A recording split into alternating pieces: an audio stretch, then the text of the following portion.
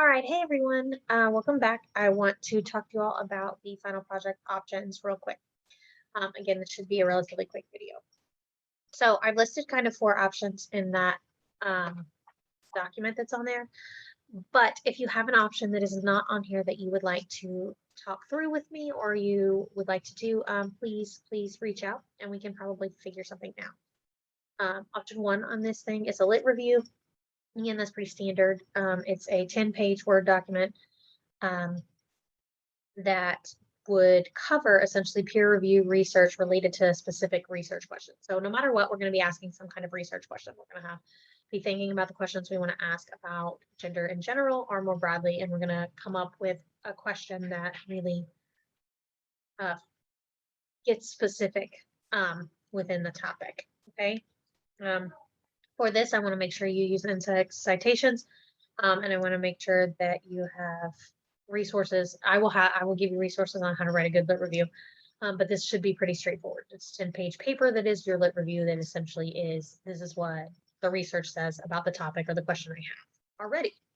Okay, this is a good one to choose if you're going into some of the other sociology classes as we go through methods and other things. To kind of get used to writing these or get used to asking a specific question and writing specifically on how to research that one thing. The next option is a short story or a collection of poetry. I understand that a lot of our WGS majors end up coming out of the English department, and I want to give a option that validates that major and that academic forefront. So with this, I would want either a 5-page short story, at least 5-page short story, or at least a collection of 10 poetry items. Along with that, though, with the creative writing, I would want a 5-page double-spaced document or statement, essentially author statement, explaining your use of your peer review sources within your creative writing segment. So again, the goal of this is to say, hey, I still had a question. This is kind of where the research led, and this is how I want to interpret that in a creative way. Okay.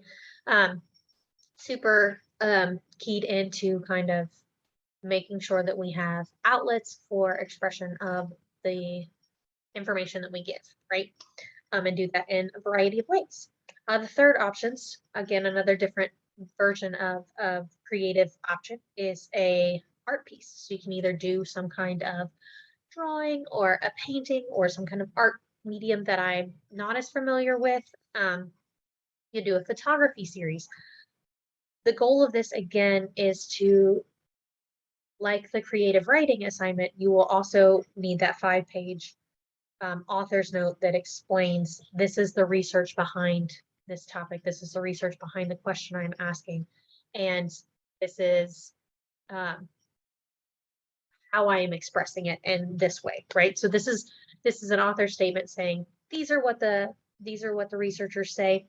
This is my expression of that in a way that I know best how to do, right? So these creative options are a different kind of way of expressing the knowledge and understanding that you are gaining from this research project, right?